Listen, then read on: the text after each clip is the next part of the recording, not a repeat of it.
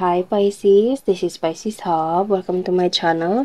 So for today's video, gagawa tayo ng first daily reading sa taong ito.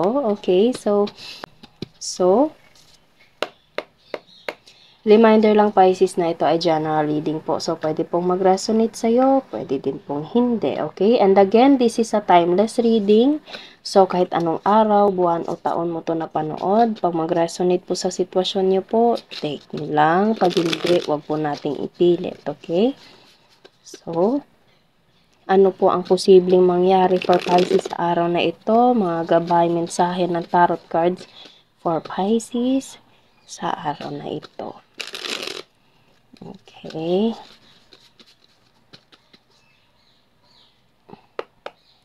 Ano po ang message niyo po for Pisces? The Empress. Pwedeng ikaw to Pisces or pwedeng you're dealing with someone na the feminine. Feminine energy, pwedeng motherhood.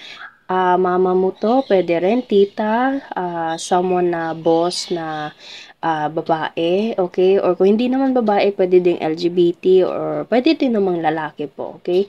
Wala po tayong gender specific. So, there's the feminine, the Empress, okay? The highest feminine energy sa ating card deck. Ano pa po ang message niyo po for Pisces sa araw na ito? Okay? So, oh wow! Ace of Wands, Four of Wands, and the Fool. Wow! So, sa nararamdaman ko, Pisces, merong darating sa'yo na isang balita. Pwedeng proposal, okay? Or something na merong connection sa pag-ibig or trabaho. Okay? Kasi kahit ano po yung gusto nyong matanggap or gusto nyong magkaroon, ito po yun. Okay? And there's something na iaabot sa'yo or pwede ikaw yung mag-aabot, okay? Bottom of the deck natin is Six of Swords, okay? Taking a risk, okay?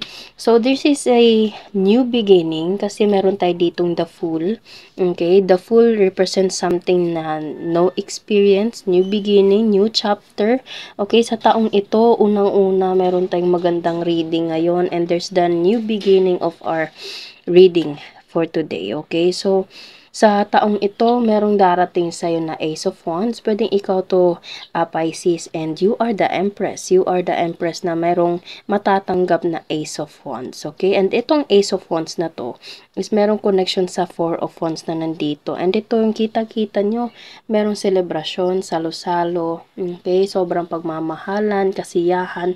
Kahit, as I said kanina, kahit anong pong klaseng, sitwasyon sa buhay na gusto mong matanggap, pwedeng ito trabaho or pagmamahal.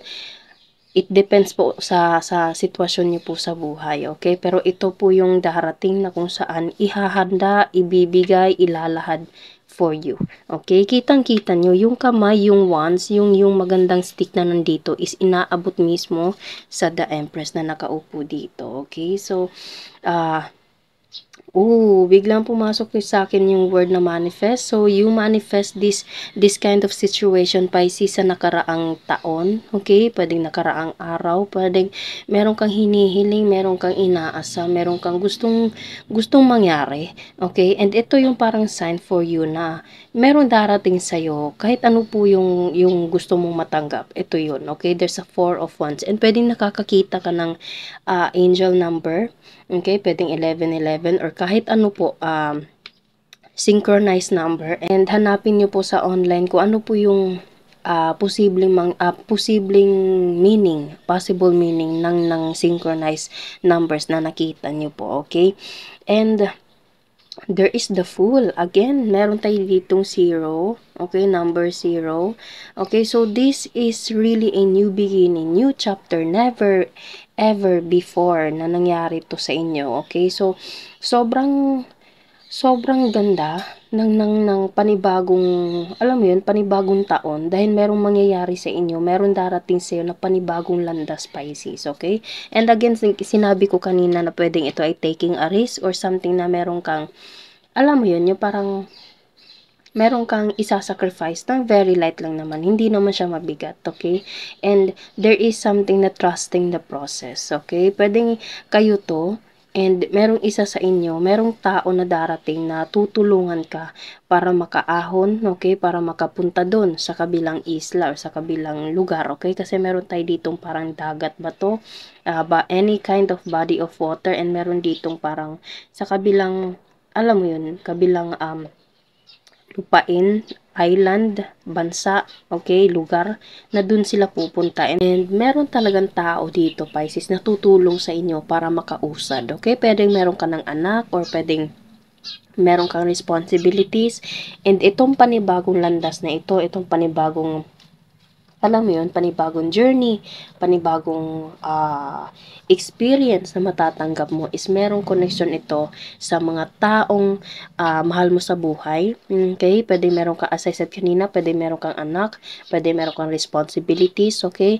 And itong, kung ano man tong Ace of Wands na darating sa'yo, is sobrang laking bagay para sa'yo and sa mga taong mahal mo sa buhay, okay?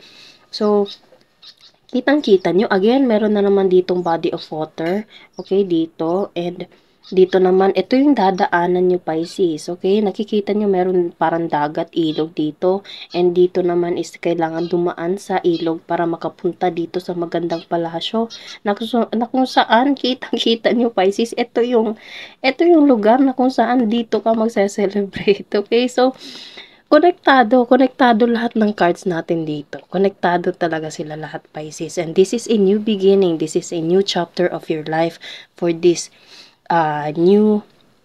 new year, okay? This year 2024.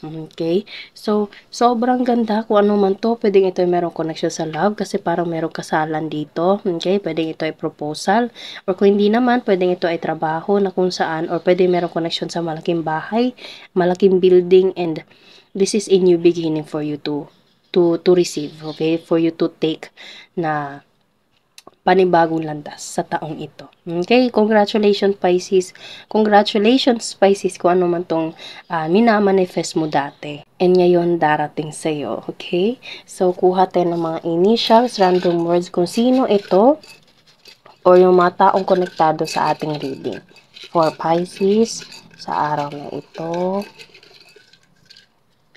Ayun. So, there's a letter U. Okay, it's either ikaw or pwede yung dealing with someone na letter U, merong initials na letter U. New person, okay, new beginning, new person, Pisces. Wow, mapagbigay. And matangos ang ilong. Okay, so matangos ang ilong, mapagbigay, new person, and letter U. Okay, so yun lang po Pisces ang ating reading sa araw na ito. Naway nagustuhan nyo po. Huwag nyo po sanang kalimutan na mag-like at mag-subscribe po sa ating channel and click the bell button Pisces para ma-notify po kayo sa next videos na i-upload natin. Okay? Thank you Pisces and God bless!